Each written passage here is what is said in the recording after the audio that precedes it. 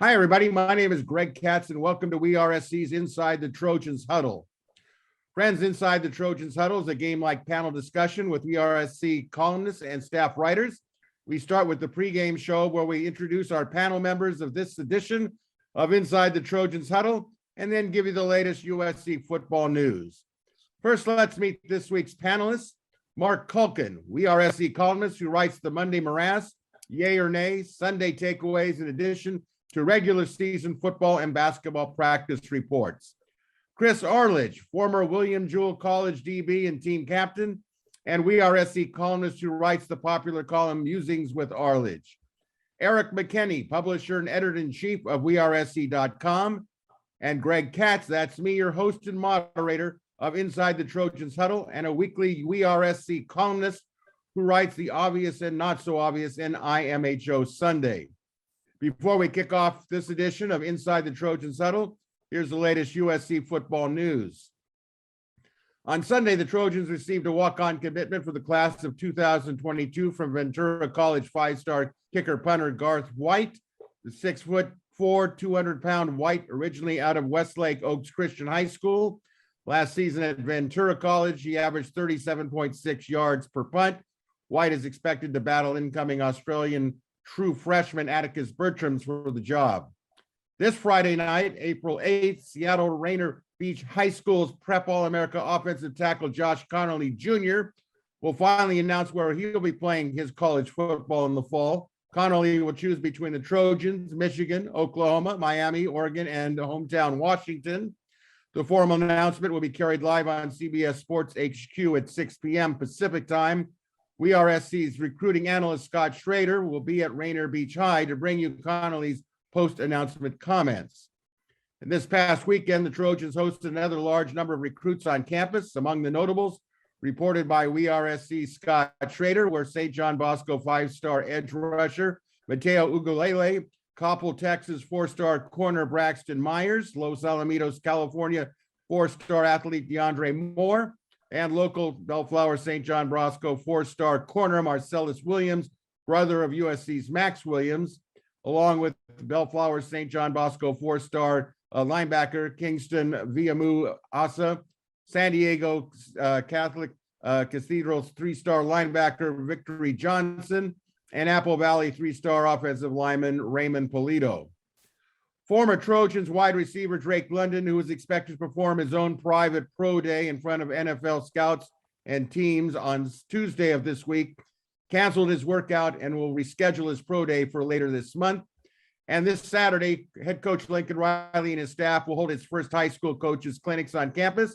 Among the activities will be viewing practice, a presentation by Coach Riley in Boulevard Auditorium, a special segment entitled USC Championship Starts with You and Assistant Coaches, a strength and conditioning seminar, and a position coach chalk talk in position breakout rooms. And yes, lunch is included in the $20 coaches registration fee.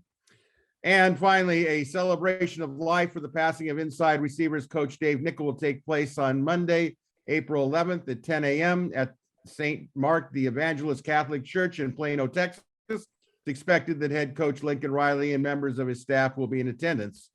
And finally, friends, WeRSC's Inside the Trojans Huddle greatly appreciates your viewer and leadership.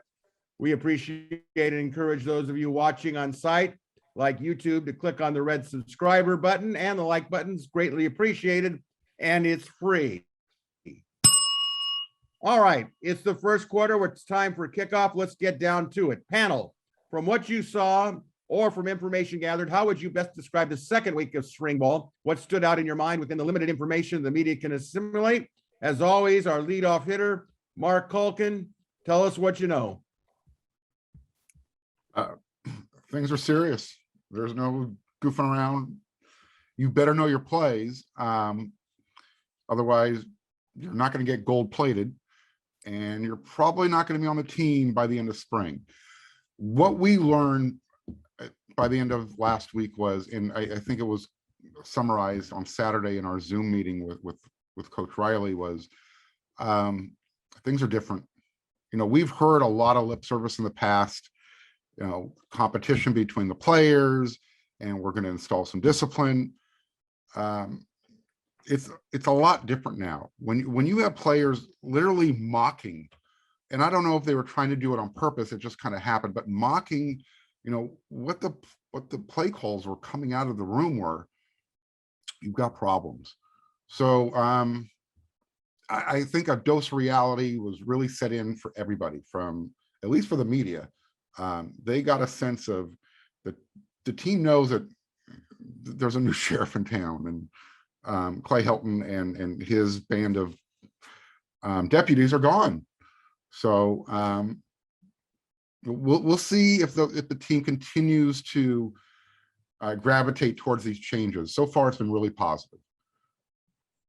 All right, Chris, what's your take on what you gathered from this past week?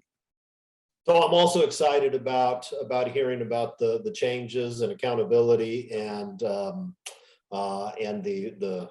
fast practices and all the like. I agree with Mark that there's actually reason to believe at this time. Lincoln Riley's program at Oklahoma was probably the 4th best program in the country, and so he's not inept. And if he's not inept, then we know things are going to change. So I feel good about that.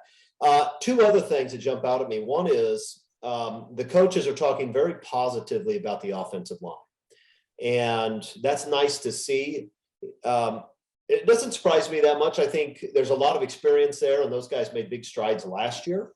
But the reality is, if the offensive line plays well, and I think they will, USC is going to score a lot of points this year. So that's good news. I'm happy to hear it. And maybe the best news of all is we haven't heard of any major injuries to key players. I mean, that's always your fear in spring practice and fall camp, that you're going to lose one of your likely all conference guys to an ACL or something. Nothing like that has happened yet, and so that's good news. I guess they're 40% of the way through, and so far they've avoided that. So that's let's hope that continues.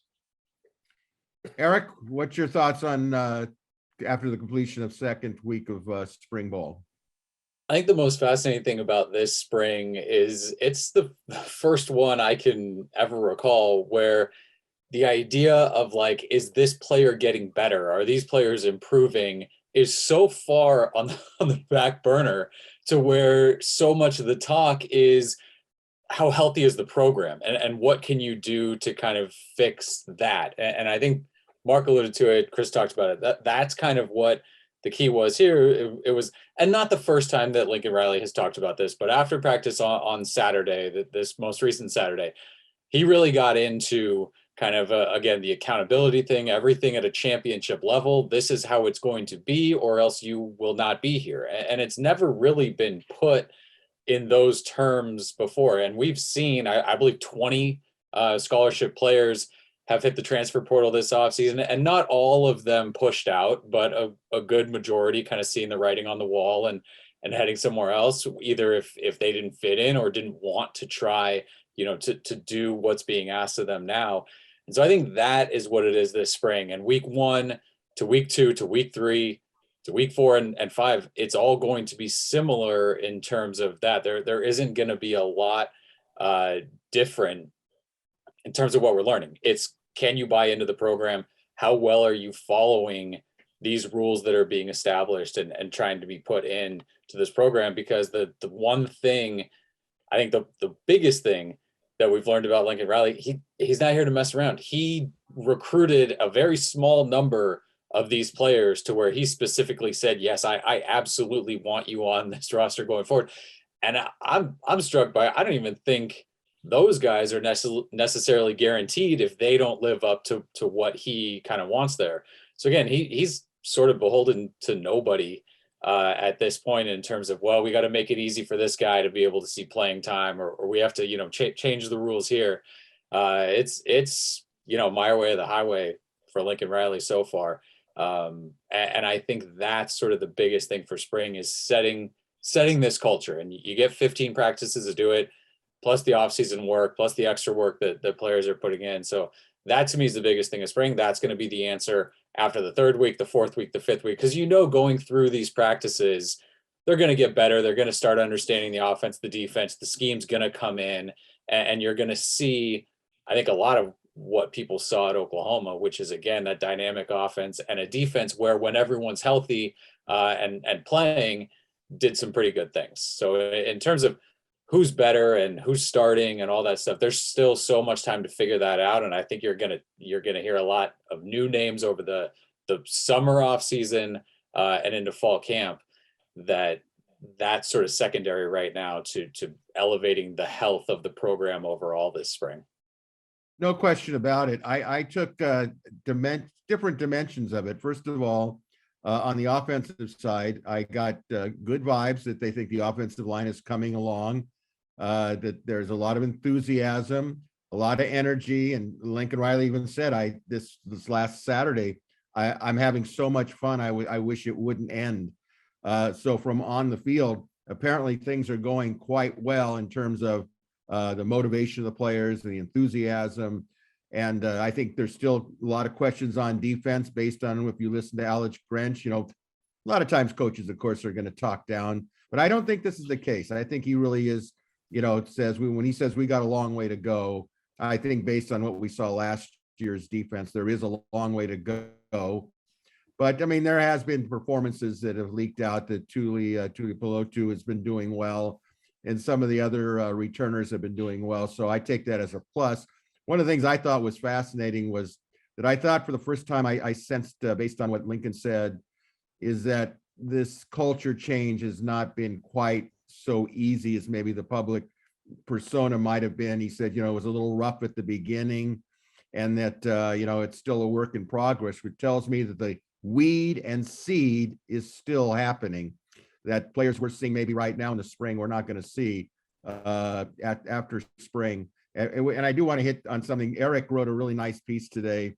When I say today, I hope you can read it today or this week, on players that entered the transfer portal and the players who have gone on to transfer to Louisville or to Houston, what have you. But there was a large number of players that have not declared where they're going or have not been asked to go. I mean, there must have been, how many would you say, Erik, that you listed on there?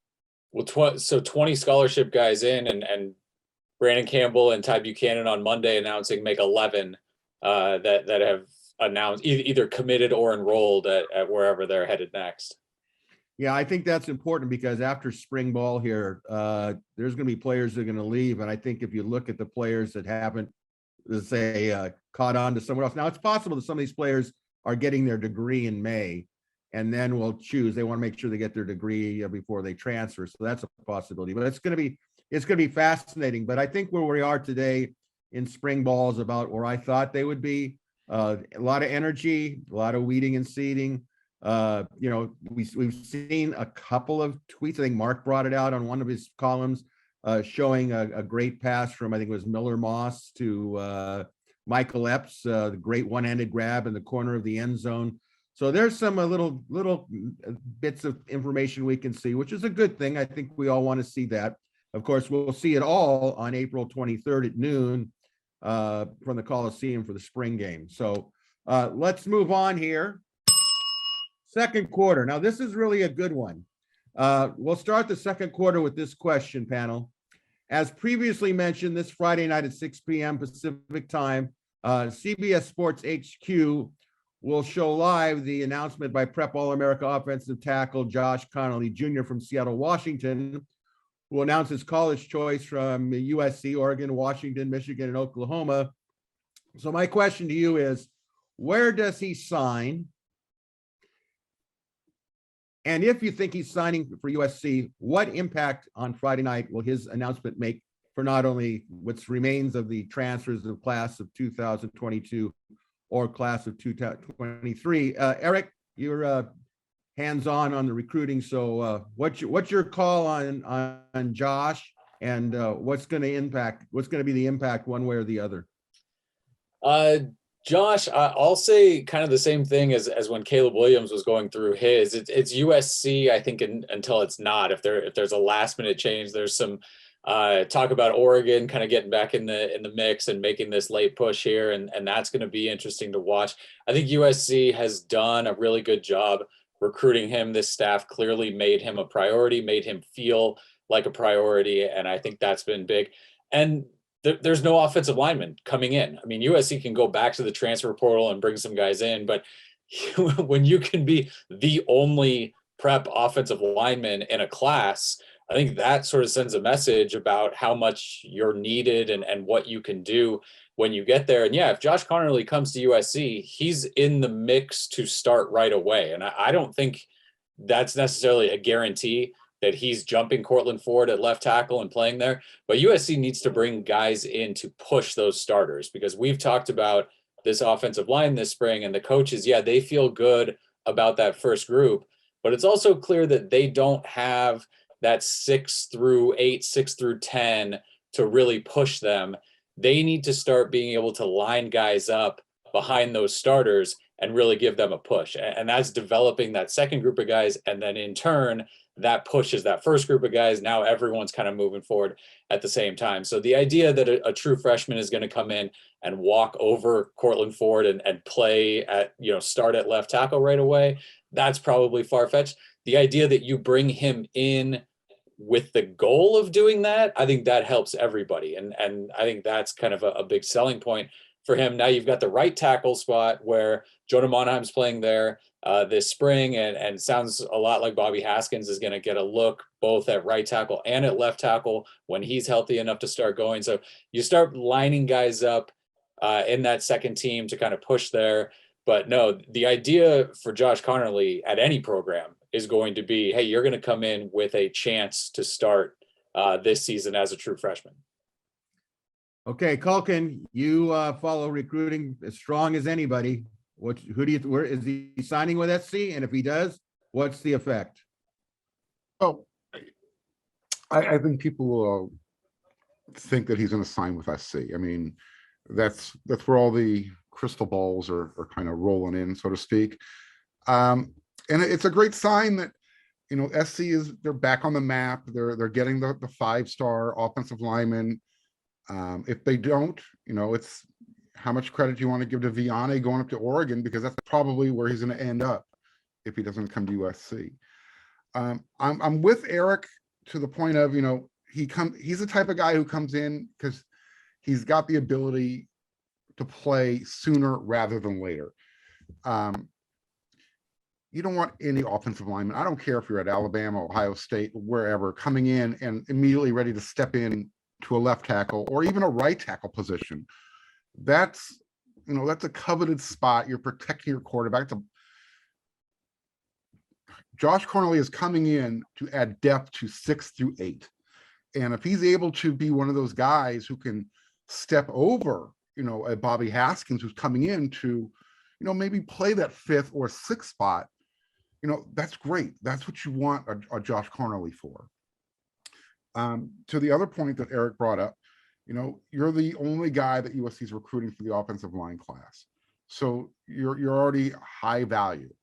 And that's all you really need to show with what USC is doing with it and with Josh.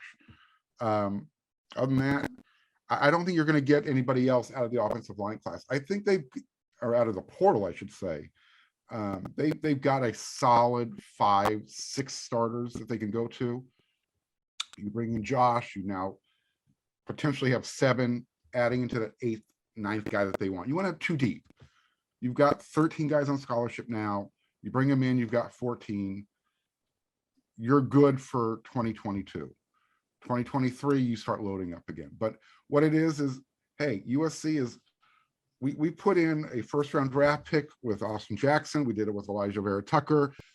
Andrew Voorhees is coming back. He's another one from that 2017 class that could potentially be another 1st-round draft pick if he has a strong season. And right on top of that, you've got maybe the top offensive line recruit picking USC when all things are said and done. So things are looking good. Are things looking good, Arledge? Is he coming? Is he going? What's the impact? What do you think? I mean, I'd be surprised if he didn't choose USC. I don't know the kid. I've never talked to him. And let's face it. He's probably 17 years old, 18 years old. 17 and 18-year-olds are weird. And they do weird things all the time. So would it shock me if he chose Oregon? mean, it wouldn't shock me, but it'd be a little bit weird. It'd be especially weird if he chose Oregon because of a guy who's not even an on-the-field coach. I mean, it doesn't even make sense. So I don't think he's going to do that. USC makes far more sense in terms of the coaching staff and the program. Oregon's had a nice little run, but Oregon has a completely unproven coach at this point, and who knows what's gonna come of that. USC is going to be a better program than Oregon over the next few years. He's got opportunity, so yeah, it makes sense that he would choose USC unless he's just more comfortable somewhere else, and he likes the people better somewhere else. And if he does, he does. Because here's the thing: no one recruit makes a program. I mean, Alabama loses recruit. Alabama gets a lot of the recruits they want, but they lose recruits every year that they would like to have. Doesn't matter. Healthy programs, when you lose one guy, it's not the end of the world. And if you're an unhealthy program, getting one guy isn't going to make your program either. I mean, the closest thing USC had to a must get this year was Caleb Williams, and they got him. So I hope they get him. It sounds like he's going to be a really good football player. USC could use some big-time offensive linemen. But if he goes somewhere else, USC is still going to win over the next few years. So we'll survive it. But I'd like to have him, and I think we'll probably get him. Yeah, I'm gonna say he's coming. If he doesn't, I'll cut my hair. Well, maybe I won't cut my hair, but the bottom line is I think he's coming. I thought one of the unique things about the information that got out there was a picture. Generally, when you see pictures of recruits, they're in the uniforms, they're in the Coliseum, they're with their family, whatever. But Josh put out a photograph of himself, his family, all the coaching staff, all the administrative coaching staff at the beach. It was looked like there was 35 people there. And the message that I got was that Lincoln Riley is selling his program on the family atmosphere. And the fact that Josh Conerly used that photo tells me that he must like that family atmosphere. I think he's coming to USC. I think it starts a big chain reaction of recruits for the class of 223. And I mentioned one player in specifics that I saw a film of, and he looked exceptional, was the kid from IMG Academy, Maui Goa, who from far away actually kind of reminded me of seeing Anthony Munoz coming out of high school, to be honest with you. The movement that he had for his size. If he comes, and I think there's correct me guys on this, I think it's Chad Simmons from Texas, recruit for 223. I think it's going to open up a huge door of recruits for the class that I think is going to be a monster class in 223. So I see him coming, and I see him opening up the floodgates for offensive line recruits because I think, as Chris mentioned and some of the other mentioned, that the opportunity is there to do it. So we'll all sit there and be around our computer, hopefully Friday night, and hopefully he's going to be announcing for the Cardinal and Gold. And I hope that Scott Schrader didn't waste his time taking a flight up to Rainier Beach High School to get comments on why he's going to Oregon or somebody else. So hopefully that will not happen. A little homerism on all our parts. So with that, let's get to halftime. And this is a kind of a maybe not so controversial, because I think it was addressed at the news conference on Saturday at noon by Lincoln Riley. But according to some members of the team, Lincoln Riley informed the team of a new tradition: gold-plated helmet stickers for outstanding performance. The team is earning gold plate stickers, which in reality is already the traditional so-called USC Warrior head that attaches to each side of the Cardinal helmet. And as I said during this past Saturday's noon press conference, Riley emphasized that the gold-plated stickers, he was referring to the traditional Trojans head decals attached to each side of the Cardinal helmet. Coach felt that players had to earn the right to wear the famous decals by their play through a team and coach's nomination and voting process. Riley expected, I asked this question to him, is it possible that by the time the Trojans play Rice, some of the guys are going to come out with their helmets in traditional Warrior decals on the sides, and some are just going to come out with all Cardinal helmets without the decals? He said that he expected that all the players would be wearing their local decals to their Cardinal helmets, which leads to this question, panel. Would you like to see additional decals on the helmets for impact players to attach to, say, some sort of decal like Ohio State and Florida State does for recognition of the previous week's play, tackles, catches, touchdowns? Is that something that should even be considered? Chris, what do you think? Are we going to turn it into Ohio State and Florida State with decals attached to decals? I doubt it, because I'm something of a traditionalist, as many USC fans are. In fact, if you are a dedicated football fan for any of the blue blood programs, you're probably something of a traditionalist. It's only if you're an Oregon fan that you don't worry about that stuff, because you've never done anything, so you can change everything every week and you're fine. I don't think anybody's going to do that. I actually don't have a problem with it philosophically. I think it looks a little bit messy, but if that's a way coaches can effectively motivate players, whatever. I just want to win football games. I don't think they're going to do it any more than I think they're going to have odd uniforms that USC hasn't worn traditionally. I just don't think that works here. By the way, though, I actually like the idea of forcing guys to earn the warrior decal on the helmet. I think if you walk into a program where there's been something of a sense of entitlement and a lot of guys who have not put in the sort of effort that you would need to put in if you want to be a championship team, that's not a bad way to send the message. And I'll tell you right now, there's no way in the world USC is going to have guys dressed out for the Rice game who don't have that decal, because if they haven't earned that decal by the time Rice comes around, they're going to be gone, right? I mean, there's no way that's going to happen. If you haven't figured it out by then, you're out of here. So I like that. I think that's a nice touch.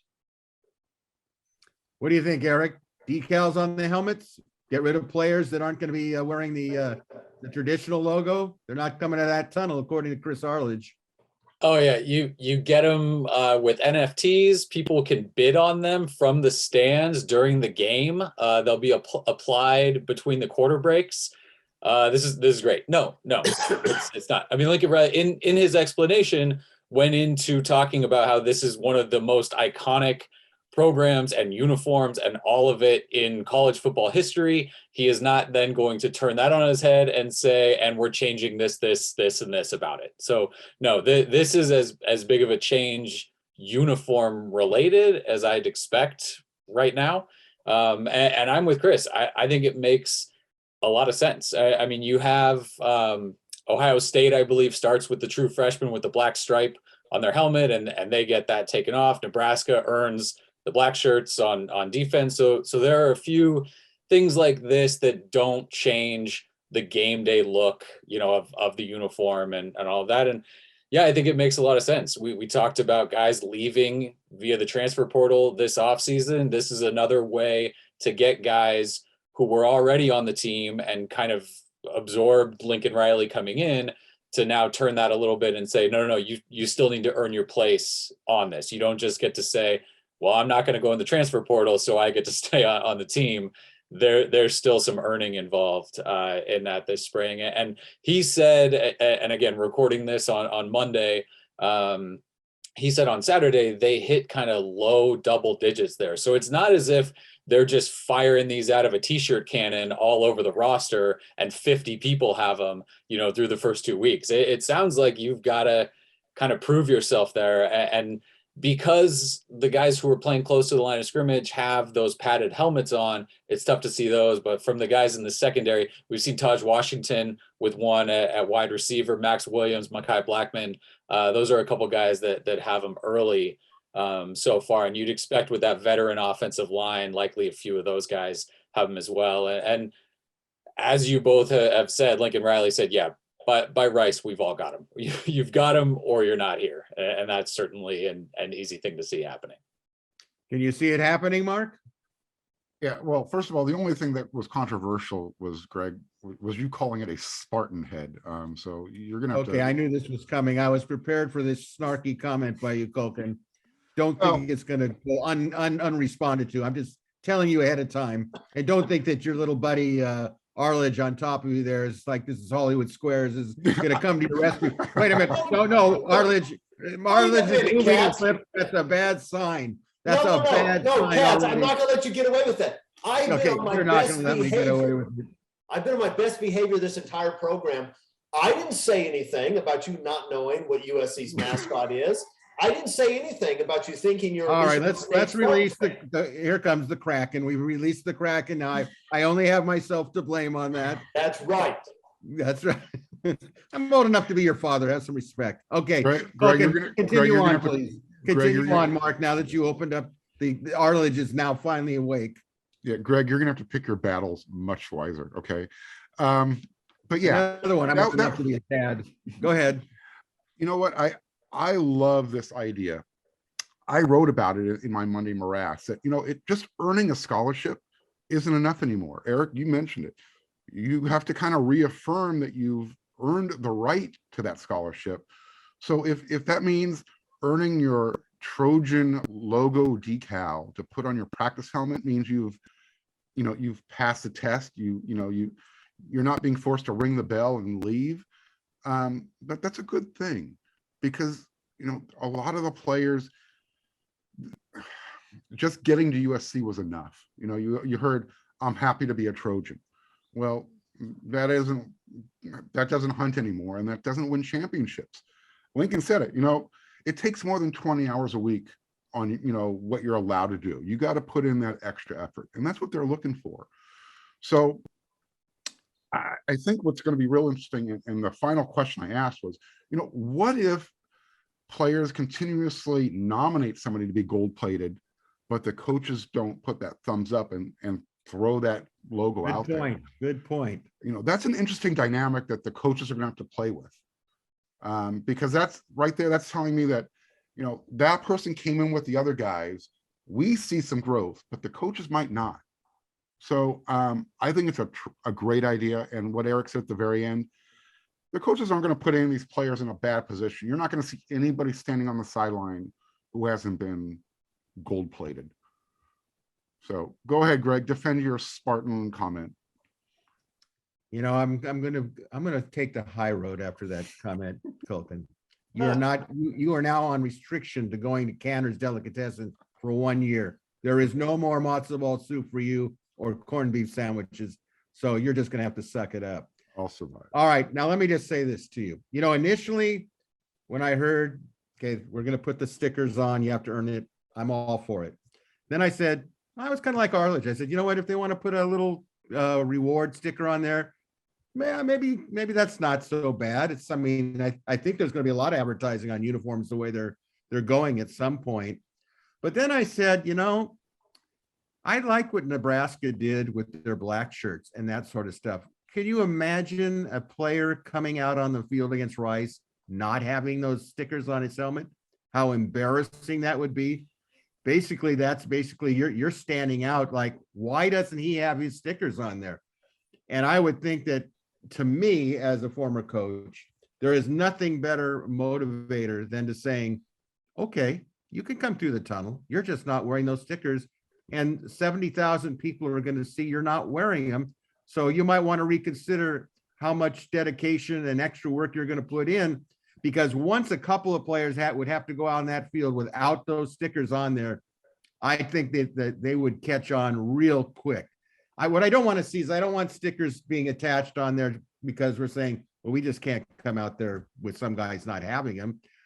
They got to have some teeth in it. Chris, you wanted to add a comment? Sure. I do. You just asked the questions. Can you imagine how embarrassed those players would be? The answer is yes, because I have personal experience with this. You want a 45-second story? Please do. So when I was a freshman in college, I was playing baseball in the spring, and we took a trip to Florida. We had 26 players on that trip to Florida.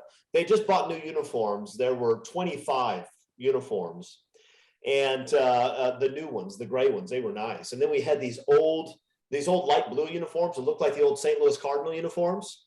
We had those too. Sometimes we'd wear those. We got to the University of North Florida. They were the top-ranked small college team in the country, and the coach decided we were going to wear our grays, but we didn't have enough for everybody. So the coach took one, which means there are two guys on the roster who aren't going to get grays. I was one of those two guys. Everybody's in grays. I'm wearing these powder blue uniforms. I tried to cover it up with a warm-up jacket. I tried to put on my practice pants. Coach said, no, take that off. You got to be in uniform. And so I went out and took infield in my blues, just one of two guys that sucked so bad they couldn't get the real uniform. And apparently, and not surprisingly, fans of the other team actually noticed, and they called one of our guys over to the side and they said, hey, what's up with the two guys in the light blue? Does that mean they're all Americans or something? And he said, no, that most certainly does not mean they're all Americans or something. And so when you're saying, can you imagine how embarrassing it would be? Yeah, Greg, I can imagine. I can in fact imagine. Well, I think that it wouldn't bother me if some guys came out with just that, because I think it was set in motion for years to come under Lincoln Riley that if you don't get these things, you could come out in the field, but if you want to stand out and be 10 guys out of 80 or 90 guys that come onto the field, that's your choice. I would imagine the guys that don't have their helmets with the logos on there, they wouldn't be starters, so maybe it wouldn't stand out quite as but I think the message would be there. But it is an interesting concept, and hopefully the guys will earn it before they come out against Rice. I just don't think you can send guys out in different helmets, like legally by the rule book, NCAA rule book. I think the helmet design, logo, and look has to be the same across the team. So again, I don't think there's except for maybe Chris, they made a rule change just so that he could stand out. Baseball once upon a time, I can promise you, Eric. But I think Washington did it once upon a time, right? Didn't they have like some guys, maybe just the captain, the defensive roster had a purple helmet, everybody else had something else? I mean, I think it's happened sort of the other way, but no, that's a good point, because Washington used to be the purple helmets and the gold helmets. You had to earn it. And I remember that from years ago. And I think that I don't think the logo has anything to do. I think basically maybe if they made a change, it's that everything is the same color. So what I mean, they all basically have Cardinal helmets, and some guys have a decal on it and they don't. It doesn't really make a bit of difference. I don't think, but it's an interesting concept to look into and see what's happening. Okay. Before we begin the second half, reminder that you're watching or listening to WeAreSC.com's Inside the Trojans Huddle. This week's WeAreSC panelists include Marc Kulkin, Chris Arledge, Erik McKinney, and I'm Greg Katz. We encourage you to check out WeAreSC.com, part of the On3 network, and become a subscriber to the best coverage of USC football and Trojans athletics. And as a bonus for the curious, there is currently a special spring practice free WeAreSC 7-day trial and monthly or yearly discount options for you. We invite you to see this exclusive On3 Plus content. Some call it a paywall, which includes analysts breaking stories and data for USC football, basketball, and the balance of USC athletics. All right, third quarter, we're ready for the kickoff. And this is the question, panel. USC has been blessed with a number of feeder high schools over the decades. What USC feeder high school do you think of when it comes to USC football? Marc Kulkin, who do you think of? And it kind of goes in cycles. It's weird. There was Sarah. There was a point we were calling it USC, University of Sarah Cavaliers or Trojans, because they were sending so many. Robert Woods, Marquise, Adoree Jackson. I mean, the list just kept going. Modern day, obviously, Long Beach Poly. Hawkins was there for a minute. So you can go on. It just depends kind of in the cycle. Bosco has kind of stepped in there recently. But I think the two constants will always be modern day. And even though they've been in a lull, Long Beach Poly. I remember back in the day when Long Beach City College used to be, I guess, a feeder school for USC. You'd always count on at least one or two every year. But outside of those programs, I think that's pretty much your feeder schools. Okay, let's ask Chris Arledge, who do you think of when you talk about high school feeder schools to USC? Yeah, Mark mentioned them. I guess one you could add is Bishop Amat, that's sent quite a few really good players over the years. But this is a two-team race. Sarah had a burst of activity in a few years, but over the long haul, Sarah hasn't been at that level, and Amat hasn't been recently, although they send some guys. This is a two-horse race between Mater Dei and Poly, and I think you can go either way. You have because both have sent a lot of players. On one hand, you have the Mark Carrier, Juju Smith, and Willie McGinnis school, that's a pretty good lineup right there, and other guys. But I'm going Mater Dei because it seems like just about every Mater Dei quarterback plays football at USC. And I don't know that any high school in the country has this sort of quarterback legacy that Mater Dei does. I mean, it's extraordinary how many great quarterbacks have come out of that place. So I think those are the two. I'm going with the Monarchs. I'm going with the Monarchs. Yeah, they got more Heismans than UCLA. You're absolutely correct, Chris. Okay, Eric, what do you think? What do you think of feeder schools? Who comes to mind? You've got the San Diego background, so I'm kind of curious. No, thank God Chris went with Mater Dei, because I had Poly, and not easily, but I didn't spend a ton of time thinking about it. Willie McGinnis, Earl McCullough, Juju Smith-Schuster, Willie Brown, Mark Carrier, Darnell Bing, Jarrell Casey, Kareem Kelly, Winston Justice, Imam Marshall, just a couple names that I threw down there.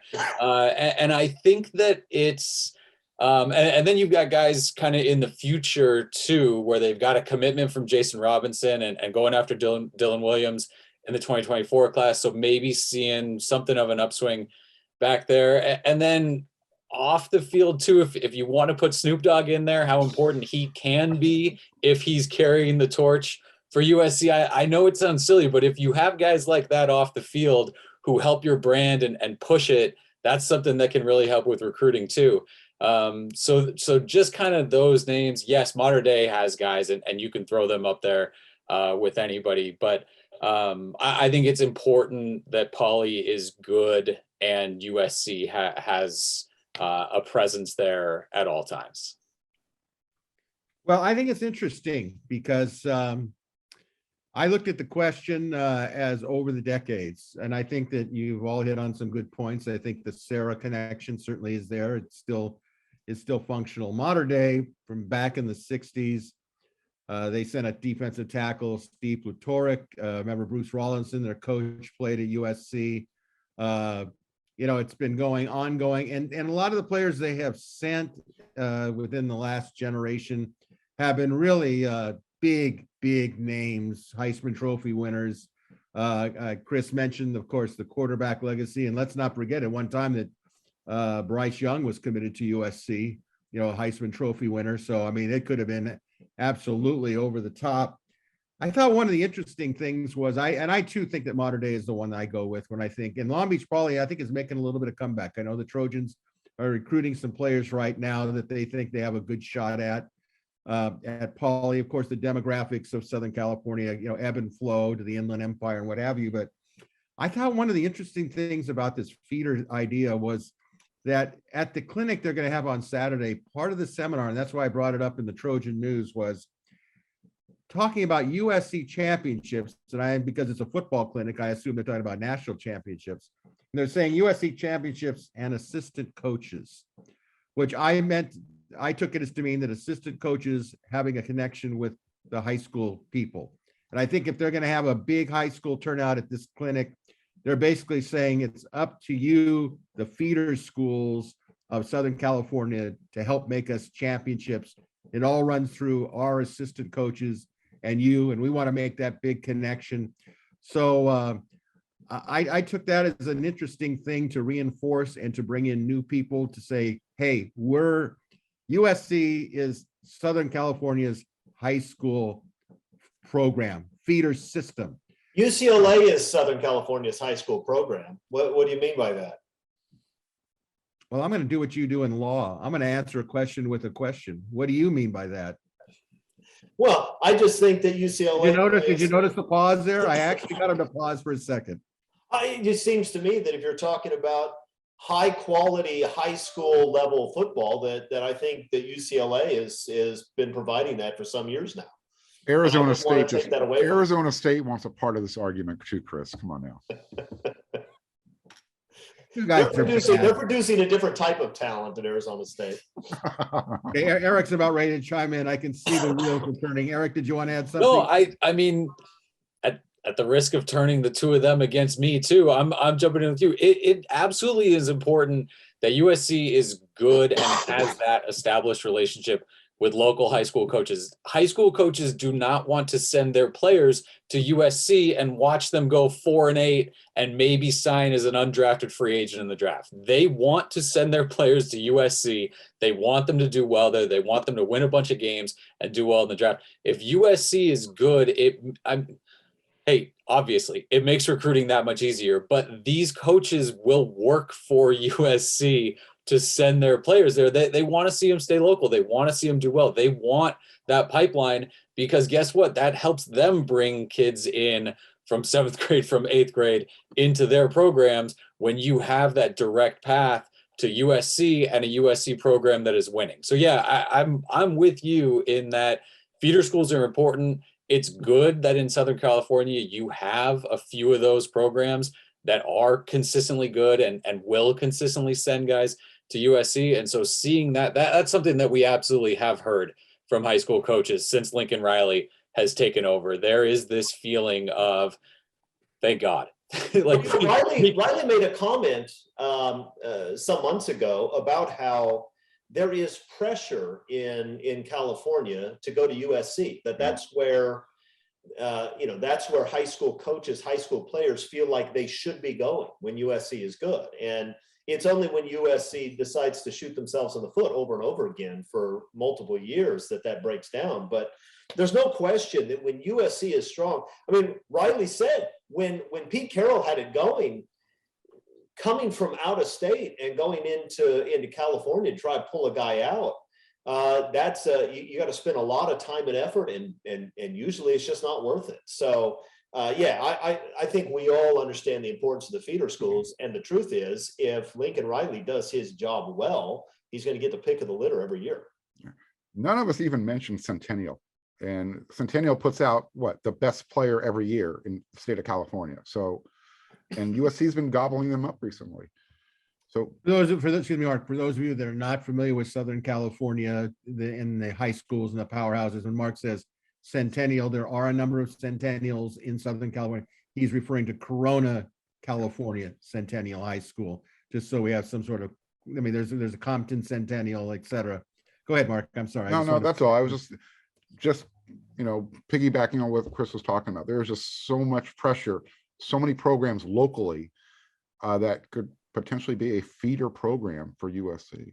Centennial's relatively new though, right? I mean, that high school started when I was in high school at Lake Elsinore, and we actually beat the tar out of Centennial. At the time, they weren't much. And I'm old, but I'm not that old. So it's not, it hasn't been that long that they've been a feeder school for anything. But you're right, they're very good now.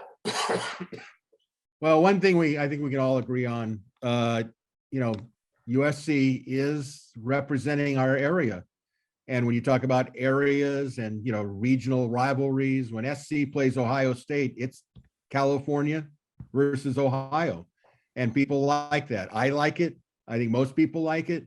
And it's killer to me. And I know it was to high school coaches to see SC what's happened the last decade.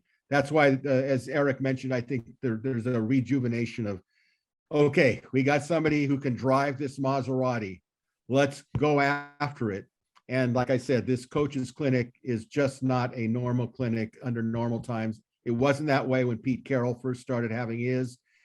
Coaches bought into it. It was just like, wow, you're not getting a player out of California unless we don't want him. And I think that was the beauty of it. We all believed it. So with that in mind, we are now going to go. Yes, Chris. No, I'm just excited. I know what you're going to do now. I can't wait. You know what? I've been waiting for this for the last 50 minutes, but here we go. As most of you know, we begin the fourth quarter of Inside Trojans Huddle with the symbolic lighting of our version of the Coliseum torch. So let me get things set up here. I'd like to call it the Chris Arledge symbolic Coliseum torch. You can all see it. Here we go. And I know Chris is going to say the wick isn't big enough.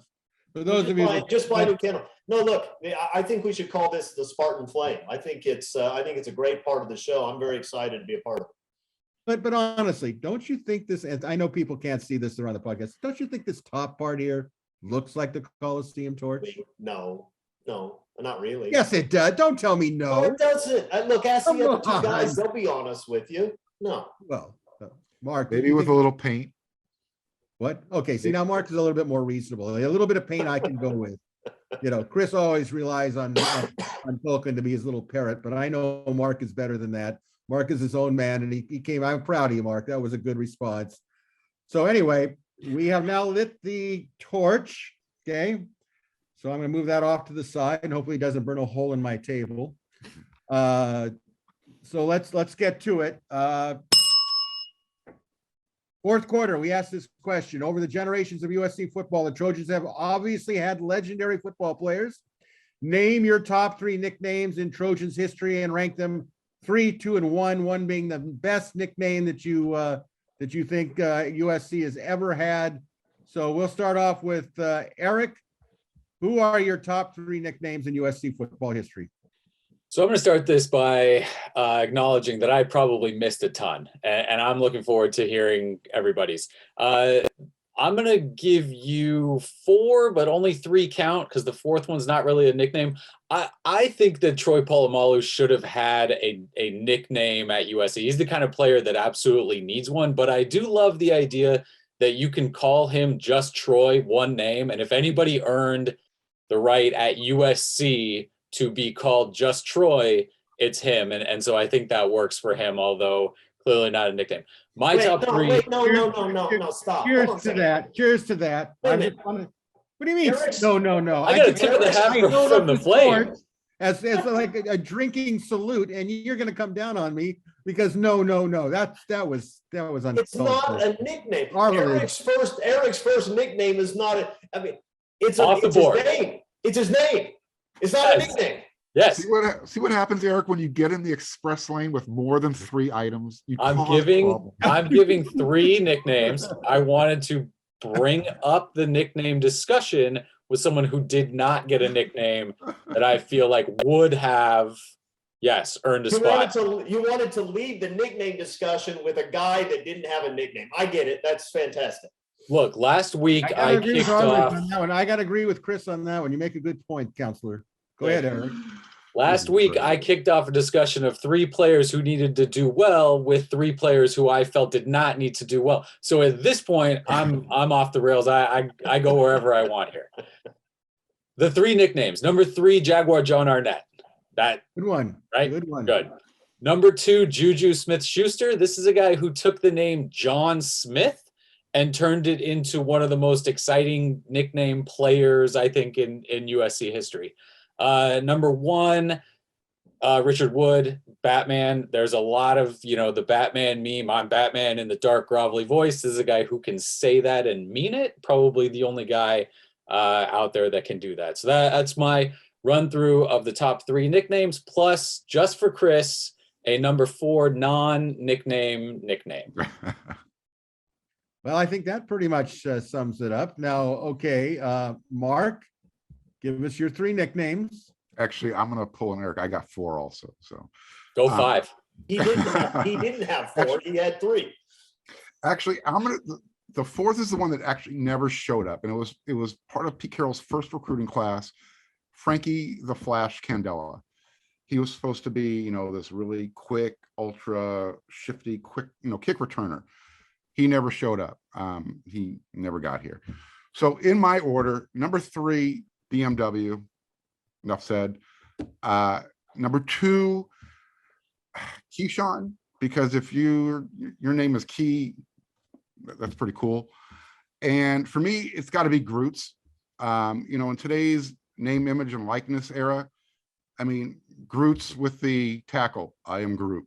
Groot's with the interception, I am Groot. The possibilities are endless. So to me, he's got the best nickname as a Trojan, but there's so many. Keep going. Hey, Chris, at least my fake fourth guy actually played at USC, I know. right? I was trying to figure out, does Kulkin understand we're talking about USC players and not guys? But we who only didn't get to play have at USC? 3. So he was look, he earned the right to be a Trojan. He just never got here. Oh, okay. Well, I don't know what If we're that going to means. bend the rules, I mean, come on. We're not bending rules. You're entitled to who you thought. You presented it, and credit to you for that. So let's see Arledge top this. Go Okay, ahead, well, Christopher. I'm going to go with Ed Too Tall Jones, who didn't play at USC. But it's Oh, a fantastic. geez. You live in Dallas. Is it bad enough you got to bring in Ed Not Too a- Tall Jones? What I'm not a next? Drew Cowboys Pearson? I'm not a Cowboys fan. My second choice is Carson. Now, look, okay, I'm not going to repeat. Carson? Yeah. Well, What I think nickname does Carson have? he didn't have a nickname. I just think he deserved one. Isn't that McKinney's theory? Yeah, you still have 3 more. You can call him I know. CP3. Okay, I'm not going to repeat ones that have already been named, so I'm going to go with at number 3, Sam Bam Cunningham. At number 2, the Juice.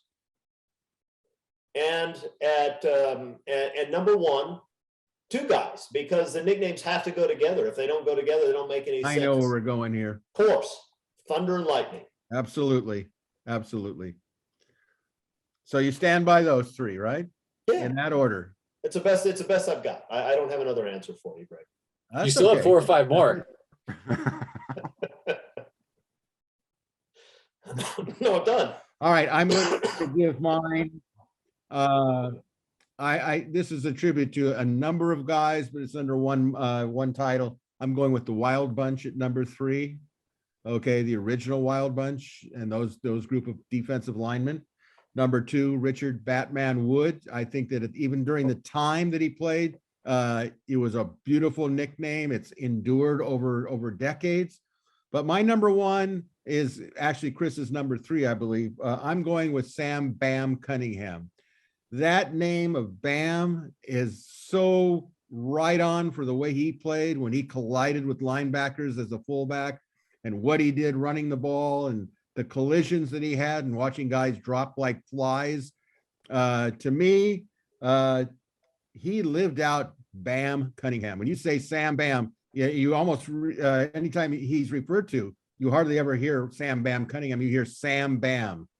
And I think that's a tribute to the player and what he produced. But all these nicknames are fascinating. There's many we've left out, and I'm sure our fans have their own. Maybe someone will comment on YouTube on the comment section. We'd love to hear from it.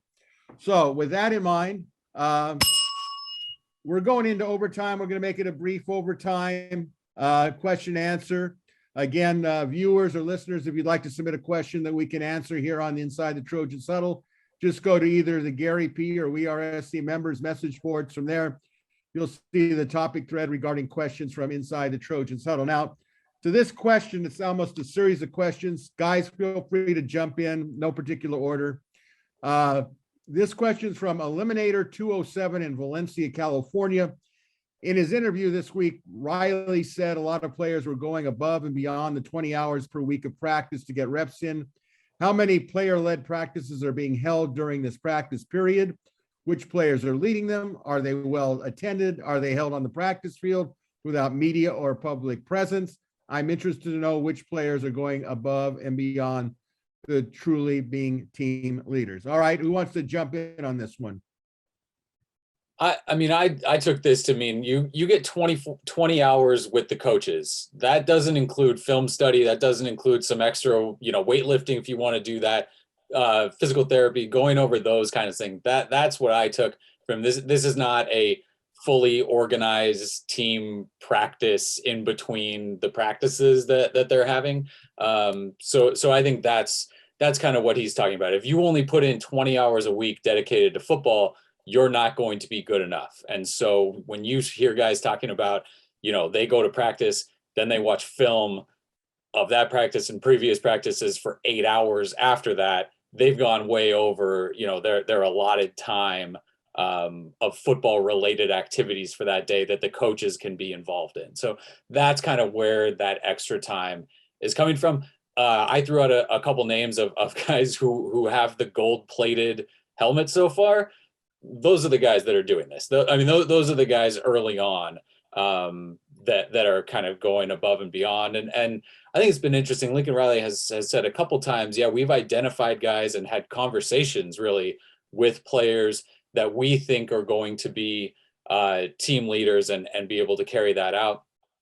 I would say, again, we've talked about the offensive line, the veterans there. Andrew Voorhees, a guy up there, Brett Nealon, a guy who's coming back again to start at center. Justin Dedich is a guy who's always kind of, a lead by example guy and a guy who can be vocal there. So you always want those big guys, I think, to be leading the way for you.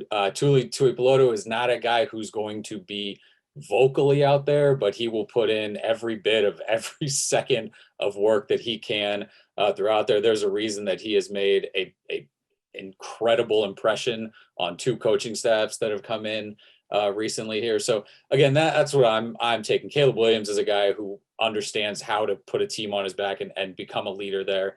Would not shock me at all if he's one of those guys leading the way. But I think that's it. I don't think the players are gathering together and running through an hour and a half of practice outside of this. It's what time that they can put in, mostly individually. And you're seeing a lot more of it right now with Lincoln Riley there. That buy-in and the accountability and what players feel the need to do, but also what they want to do to be able to perform in this program and to see the field. Yeah, there's not a whole lot more to add to what Erik just said. I mean, as far as, PRPs, player run practices, I know last Monday when there was a rain day, I don't know if the whole team was out there, but they kind of turned it into a splash day, where it's more just a bonding thing where the guys just got out there in the rain and they maybe did a little bit of a walkthrough. So it might be more position groups doing that as opposed to a whole team thing. They got enough on their plate right now that as long as the staff recognizes that they're doing more than what they're asked to do, that's what they're getting what they want. And you know who the team leaders are. They're the guys hosting recruits. They're the guys who are putting in that extra film work. They're the ones who are nominating guys to be gold plated. So that's how these things kind of work out in the background. Chris, anything to donate on that? Any of those questions, or are you good? Nope, I'm good. Okay, well, I'll say that basically it starts somewhere, and it started with Caleb Williams. It was even using NIL to his advantage, giving out the Beats earphones to the men's and women's basketball team. He just seemed to push all the right buttons, and it starts somewhere. And I think people like Erik has said have followed in suit. And so it had to start somewhere. I think it started with Caleb. And I think it, as Marc has pointed out, people that host recruiting visits and so on and so forth, you can see the names and so on. So we're going to wrap this up. Big thank you for our panelists this week. Thank you to Marc Kulkin, Chris Arledge, Erik McKinney. Special thank you to all of you for watching Inside the Trojans Huddle. So until next Tuesday, this is your host, Greg Katz, reminding you, everybody, fight on.